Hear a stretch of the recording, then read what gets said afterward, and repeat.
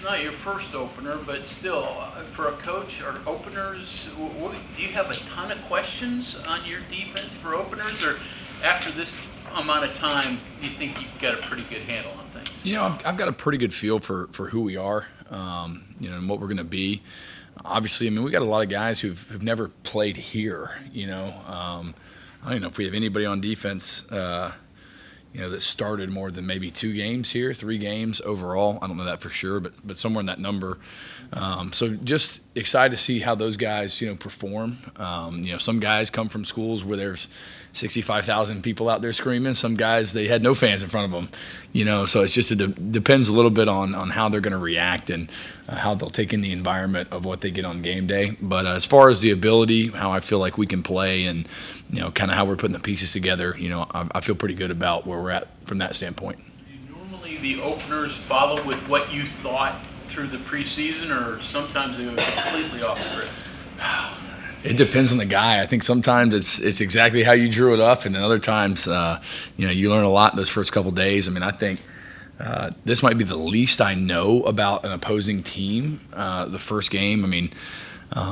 Most, I don't know how many transfers they got in, but it's close to how many we had, and so you're looking at a whole new offense basically of guys we're thinking might start, so I think from at least from a personnel standpoint, it's definitely a little different than maybe normal, where you used to have a better feel because you could watch film from the year before and you felt like you knew the team and who was coming. And in today's world, probably just a product of the portal, the whole team's new. So we're trying to figure out, we'll know who the running back is, I guess, the first play, and figure it out from there. I was going to say, because there's so many unknowns, I guess it's on your guys to be able to adjust on the fly. Whatever the plan is may not be the plan, depending on what they do, right? Absolutely. I think we've got certain things we call that, I feel are good to anything. You should be able to adjust to whatever they bring, whatever they come out in. Even though you're going to game plan some things and try and, execute at a better level than them. That's kind of the goal in the first game is, you're not going to know everything you're going to see, so you better be able to adjust to anything. What can Justin Herron bring to your unit? What have you seen from him, I guess, in the early part of his being able to practice? Yeah, Justin got all spring, so I got to see him play in the spring. He was with me at Oklahoma for the spring I was there, so I'm pretty familiar with Justin, his ability level, but tough kid. He'll hit you. He's long, brings a lot of range and size back there on the back end, and he's very versatile. You can use him a lot of places. He can cover in space. He can fit in the box. He can blitz off the edge. He can play the post. He can play man-to-man. So good to have him back and get the kind of versatility you can use him for. Coach, where are you now that the season's about to kick off in terms of what you wanted to accomplish once you took the job, spring, fall camp? How would you grade all of that throughout the offseason and where you are now, and with the teams, how much have they caught on, skill level that you've noticed, etc.? Yeah, I think that, picking up the scheme and some of the things that are required to be good in this defense, I feel like we've probably exceeded my expectations of some of those things. I still believe we're learning to grow and play as a defense overall. Your goal would be to be better week 6 than you are week 1. There's a lot of guys who don't have meaningful in-game experience, at least, not at West Virginia. And so you want to get those guys to continue to grow, continue to get better from, Saturday on to the end of the year. So hopefully that, you feel better about where we are game, 8, 9, 10, 11 than you do game 1, 2, 3. Wilson and Carrico, the 2 guys you're going to lean on the field as far as getting everybody where they need to be and what you want done? Yeah, I think, not just them, every linebacker in this room, anybody that's out there, if you play linebacker in this system, your job is to get everybody lined up, to communicate, to hold them to a standard. If they're not lined up right, you fix it. If they don't have the call, you get them the call. And that's what All-Americans do. If you want to be the best at that spot, that's who they got to be. And obviously Reed and Chase bring a lot to that. So does, Ben and Ashton and all the rest of the guys in there. I feel good about that. And that's certainly something that's been emphasized. So they know that that's the expectation. So it's not one guy, it's the group. Absolutely. There's a lot of stuff happening out there, and it's going fast, so everyone's got to talk. You mentioned Chase Wilson's name. Coach Rodriguez highlighted him a bit on the radio show yesterday. Do do you have anything like you could add today on just like what you have seen from Chase, what he brings to the table, some of the things you're happy about with him being in your linebacker room? You can tell he's played a lot of ball. His understanding of the game is really high. Football intelligence, the anticipation of what's coming. You can tell he's been in situations where that's happened to him before, and so he understands the why behind a lot of the things we do. And nobody works harder than that man. I mean, he's up here every day. 6, 7, 8 hours it feels like. I always see him in the meeting room, always see him in the training room, always see him in the weight room, like doing all the things he needs to be successful. So he should be a great player, a great vocal leader for us. All those things, coming up. Hopefully, we'll see that starting Saturday. Who are your eyes up on the field, up on the box? Who are you going to use for your eyes? We move. I've got a couple of the analysts up there, full-time coach, and the iPads changed everything. It used to be you better have 4 or 5 guys up there drawing up cards and trying to figure out where everybody was, and now you just get handed the iPad and you can tell. So that takes a little bit of the post-series stress off of you as far as, or did that hit? Did that go in the A gap, the B gap? How did we miss that? Now you can see it exactly and get it fixed. I think it's funny the players have become so reliant on that. First thing they get is, I want to see the iPad. I want to see the iPad. They want to see the series and correct whatever went wrong. So that's changed a little bit of the communication process, I think, as far as in between series trying to get things fixed. So the guys go up. They just kind of helping me during the series itself. Zach, you mentioned what you don't know. What do you know about Robert Morris? I mean, is there anything, do you study their OC, what he's done, or is there anything you can be sure about? Yeah, you look at the guys they have coming back, which I think there's 3 guys that played snaps that are back on their offense. The quarterback started the last game, at least the one, assuming he's the quarterback coming out of camp. He started the last game last year, so you can see a little bit of the personnel that way.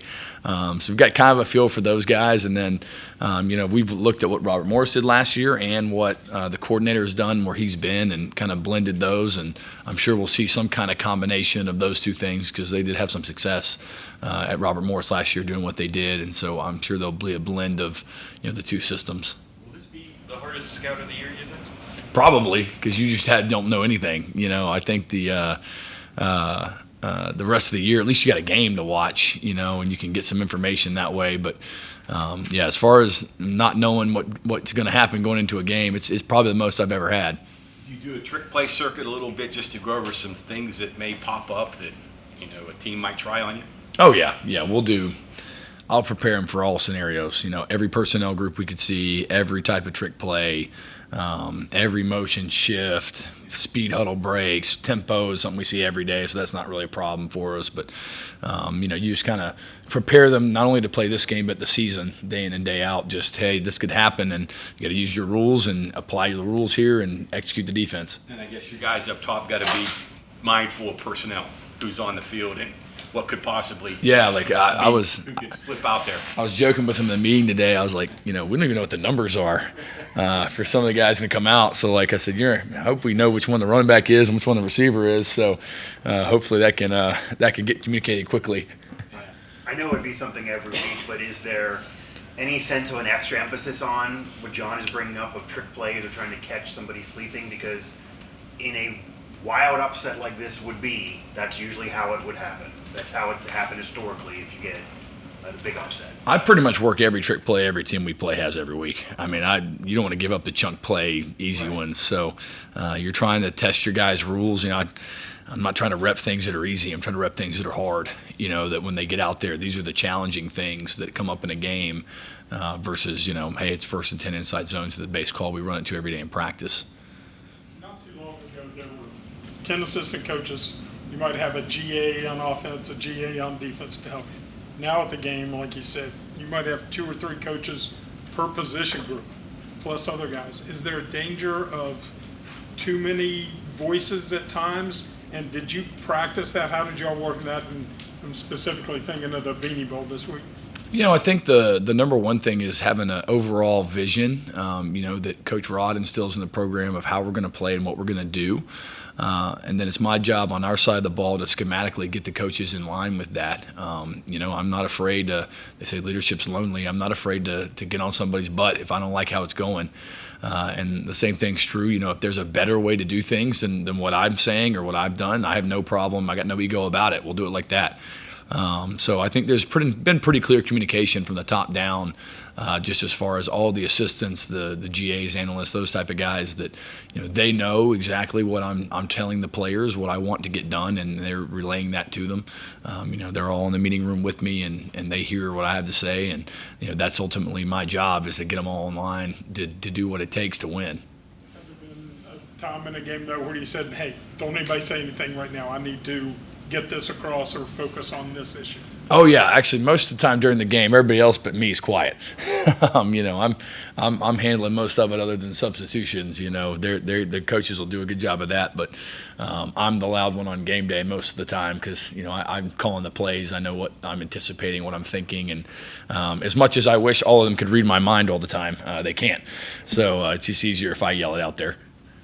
You mentioned when I asked about Chase a little bit earlier, the high IQ and the experience playing lots of snaps. And that goes for other players, I'm sure, on this defense too, some of the transfers. How important is that when you're putting in a new system like this and a new program and you're rebuilding a roster mostly from scratch to have players that have a high IQ and lots of snaps at the collegiate level? I think it helps. I don't think it matters if you're in year 1 or year 4. The more experience you have, usually the better the guys play. The moments aren't as big for them, and the reps of just doing it over and over and over and over again. If you told me a guy's got 10 reps or a guy's got 10,000 reps, I'd rather have the guy with 10,000 because he's got a better chance of executing that the same way. And when you bring guys in like a Chase Wilson that's played a lot of times it correlates. It's not oh my gosh, we never run, Sam Fire cover 3. No, we did that everywhere I've ever been. So there's some correlation to how the fits and the eyes and the different parts of the game play. So I think it's very valuable to have guys with experience and reps anywhere they've been. Zach, understanding you're not an offensive coach, but there's a big difference between how a defensive coordinator would substitute players than Rich does. How do you handle that as far as getting a lot of guys in there, just in the normal course, not just get the third team in the fourth quarter Saturday, but and then with regard to the other team's personnel and making sure that your packages are aligned, right, so that you have the right people who can do what those situations ask. Yeah, situation dictates it first. Just because you're not the starter doesn't mean you're not going to play 50% of the plays. Everybody that earns the right to play will play. If you're a guy I can count on, I feel like can help us execute, you'll get in the game. If you're a guy that grades 25% all the time, it's hard for me to play you. And I think on Hard Knocks, I think they said that a year or two ago. So if you don't know consistently what to do, you can't get put in a game. And that's the truth for our guys as well. Everybody earns the right to play. Some positions that is 50-50. And I know the second series, so-and-so is going in the game no matter what happens because he's earned that right. And even though he can't go out there on the first rep because everybody's, at the end of the day, you can only play 11.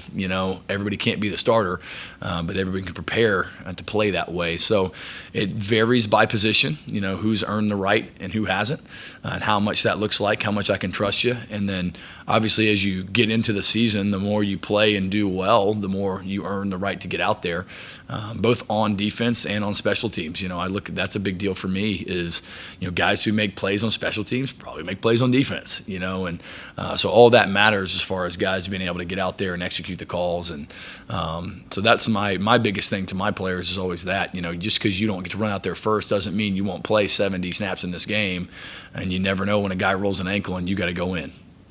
The turnover number that you apply to practice, 3. Go ahead, John. I was just saying the turnover number that you apply to practice, 3. Is that the barometer for games too? Yes. So you look at 3 a game, you should be top 10 in the country most years. Okay, so below that is unsuccessful. Above that's what you're looking for. Yeah. In a game like this, where you're playing someone you don't know, a non-Power 14, you don't even know yourself very well, who is the opponent? Is it the other team, or are you playing really against against yourselves? I think you're always trying to focus on you. You know, winners focus on themselves, and losers tend to focus on everybody else, everything else around them.